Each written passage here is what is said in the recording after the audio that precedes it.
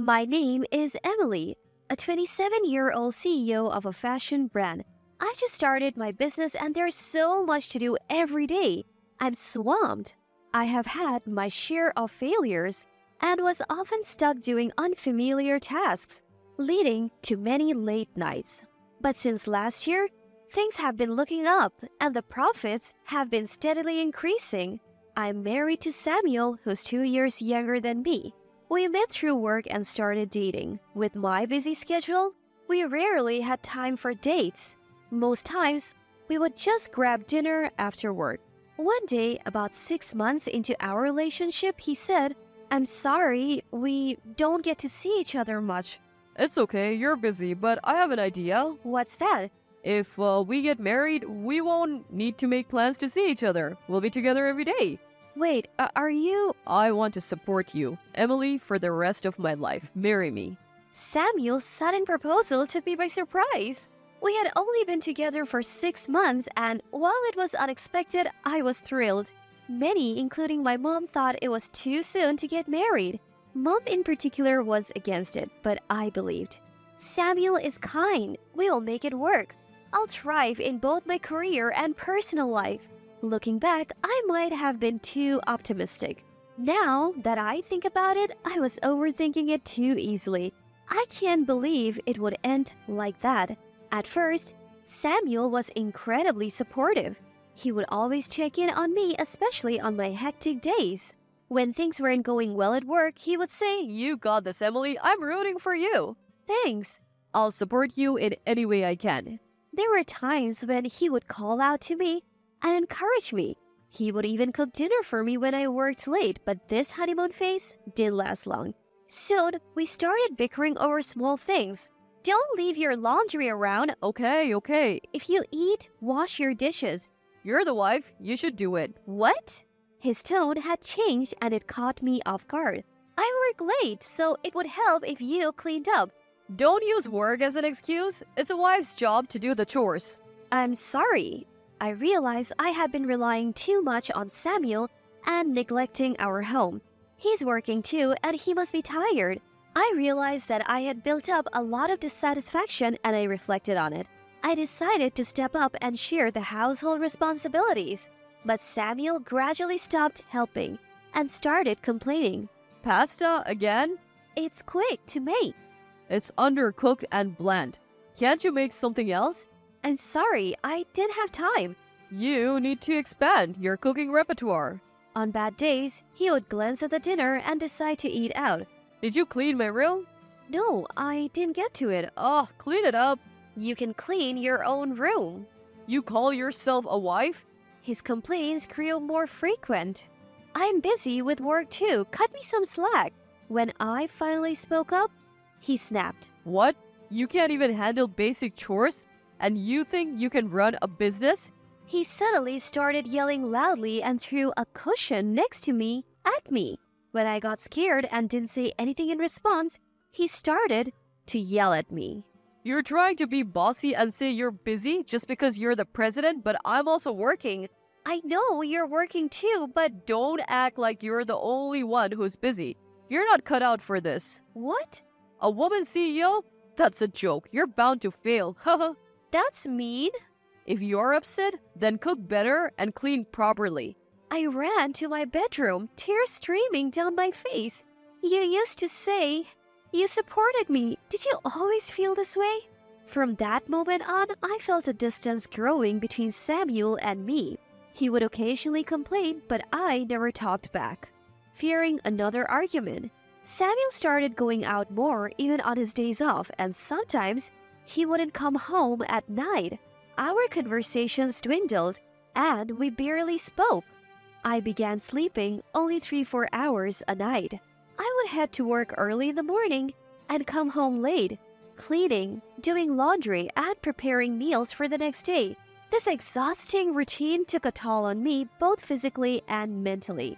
Hey, how long are you going to sleep? I was jolted awake by Samuel's voice. In a panic, I checked the time.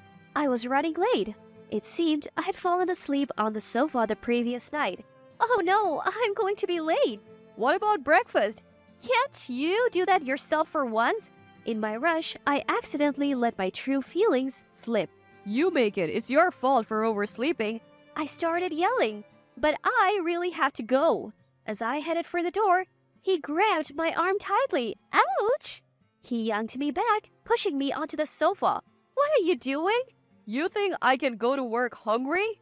I was terrified by Samuel's aggressive behavior. Fearing he might get even more violent, I decided to make breakfast quickly after informing my colleagues I would be late. Samuel ate the freshly made meal in silence. As I tried to leave quietly, he suddenly threw his plate on the floor. This tastes awful. The plate shattered and the food scattered everywhere. I'm not an animal. Don't feed me this garbage. Terrified, I ran out of the house. I was scared to go home that day. I wondered if I could ever have a peaceful life with Samuel. Lately, due to the stress at home, I found myself dozing off during meetings, and it started affecting my work. When I came home after working late, Samuel was still awake. Welcome back. That's what he said. He rarely greeted me like this. The mess from the morning was cleaned up and the broken plate was gone. It felt eerie, as if nothing had happened. I finished my chores as usual and Samuel brought me a cup of coffee. How was work? Thanks, it's going okay.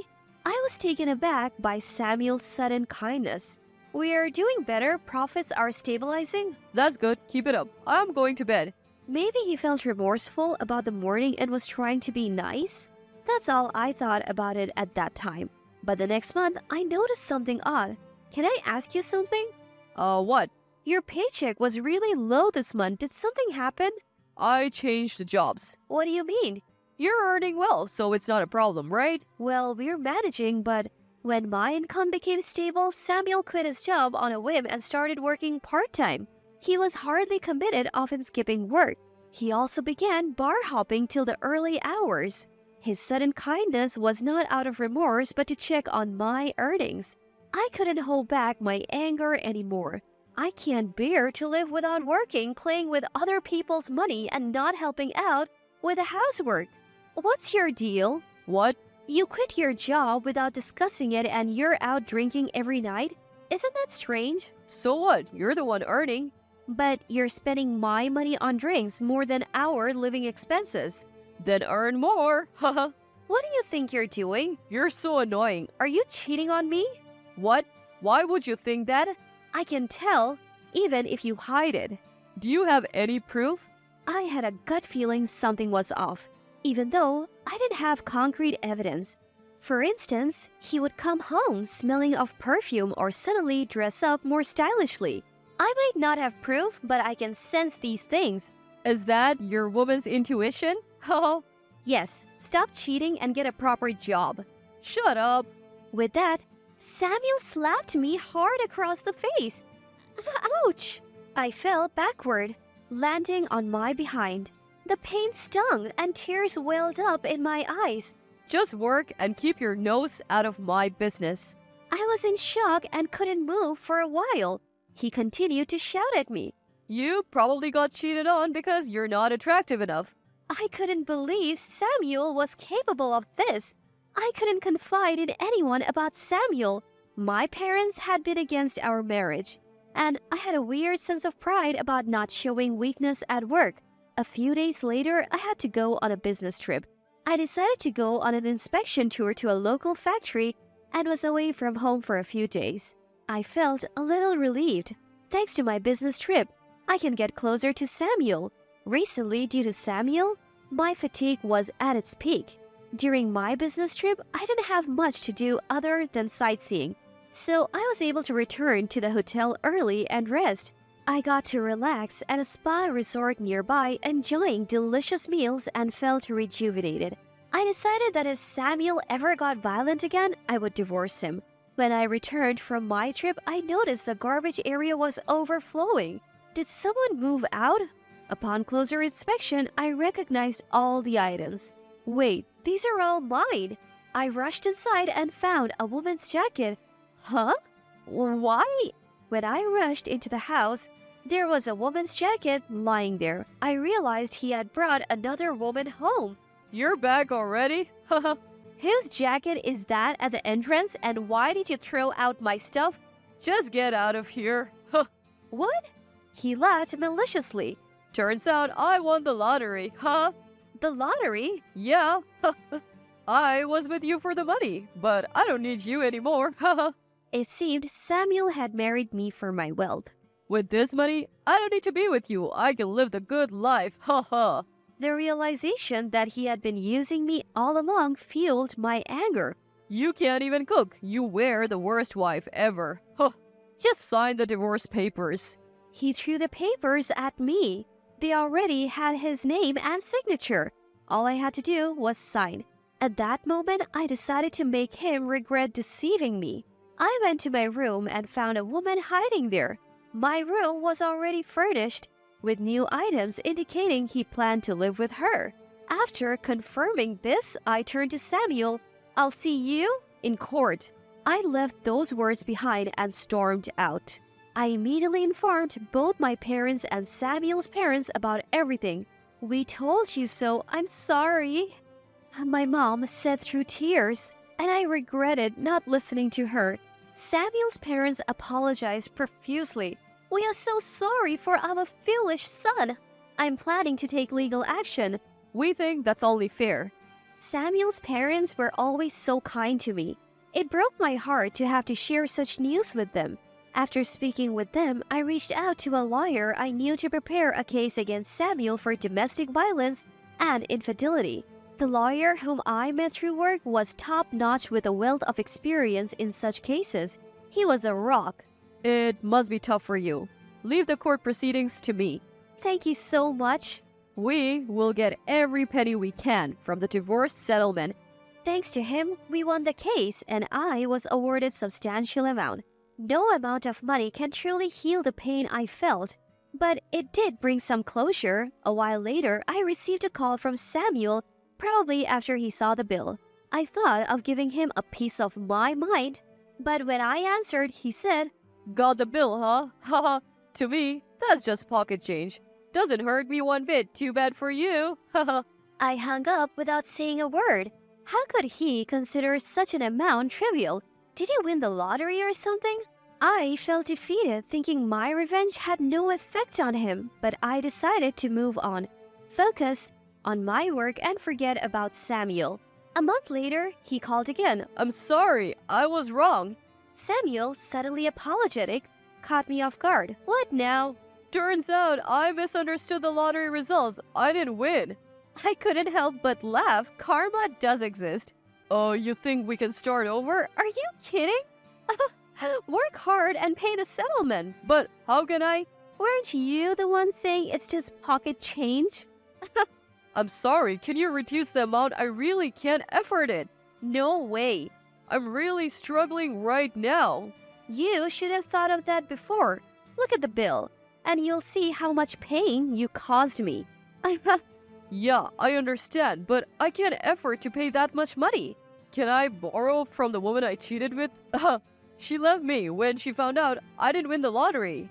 Sounds like she was just after your money, huh? Well, poor thing. You were just looking for money. She was the worst. You're the one to talk. I finally realized how amazing you are. Please, give me another chance. Likely another lie. It's not. Please, forgive me. No way. Make sure you pay up. Goodbye. Wait, please. After that, he kept calling, but I blocked his number. Seeing karma catch up to Samuel was truly satisfying. In the end, Samuel couldn't find a job and couldn't pay the settlement. His parents had to step in. Because of this, he was kicked out of his family home and disowned by his relatives. I wonder where he is now, but it's none of my business. As for me, life's been great. My company has grown, and I have been able to hire more people. I am less stressed, sleeping better, and feeling healthier. I even found the right man and got married.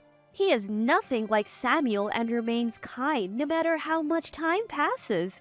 He supports me, compliments my cooking, and helps around the house.